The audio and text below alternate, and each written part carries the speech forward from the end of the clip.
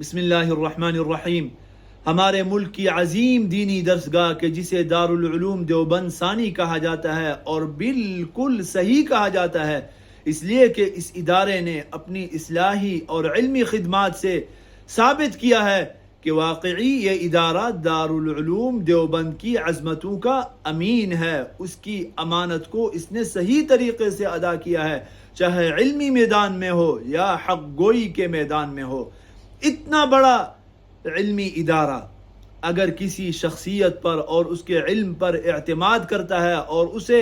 अपना सबसे बड़ा मनसब सौंपता है, शेखुल हदीस का मनसब और शेखुल हदीस की अजीम मसनद, और ये मसनद भी कोई आम मसनद नहीं बल्कि वो मसनद के जिसकी निस्बत बहुत ऊंची है, कि जिसकी निस्बत बानी दारुल हक्कानिया, फाजिल दारुल देवबंद और साबिक उस्ताद दारुल देवबंद हजरत मौलाना शेखुल हदीस अब्दुल हक साहब रहमतुल्लाह अलैह की तरफ है। इस मसनद के ऊपर बैठकर शेखुल हदीस मौलाना अब्दुल हक साहब रहमतुल्लाह अलैह ने क़ाल अल्लाहु व क़ाल रसूल की सदाएं बुलंद की हैं। जिस मसनद के ऊपर बैठकर फ़क़ीहुल असर मुफ्ती मोहम्मद फरीद साहब रहमतुल्लाह अलैह ने सही बुखारी के दुरूस दिए हूँ, वो मसनद के जिसके ऊपर बैठकर मुहद्दिस कबीर हजरत मौलाना डॉक्टर शरील शाह साहब रहमतुल्लाह अलैह ने सही बुखारी पढ़ाई हो, और वो मसनद कि जिसके ऊपर अब भी ऐसी शख्सियात बैठती हूँ कि जिनको देखकर अल्लाह याद आ जाए और जिनको आप देखें तो आपको लगे कि ये इंसान नहीं, ये फरिश्ते हैं। हजरत मौलाना मग़फ़ूरुल्लाह साहब, अल्लाह पाक उनकी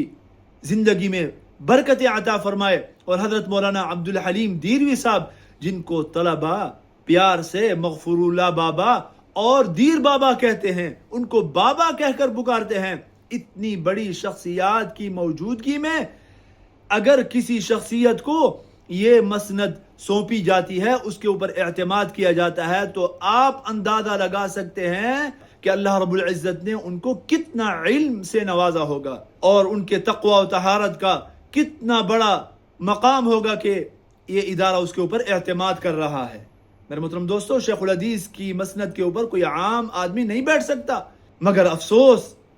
कि आज उस शख्सियत को शेखुल हदीस हजरत मौलाना मोहम्मद इदरीस साहब रहमतुल्लाह अलैह को शहीद कर दिया गया। कैसे बदबख्त लोग हमारे मुआशरे में मौजूद हैं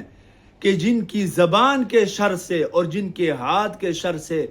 ऐसी मासूम शख्सियात, खालिस इल्मी और रूहानी शख्सियात भी महफूज नहीं। अल्लाह रब्बुल इज़्ज़त इन गंदे जहनों को और ऐसे लोगों को गारत करे।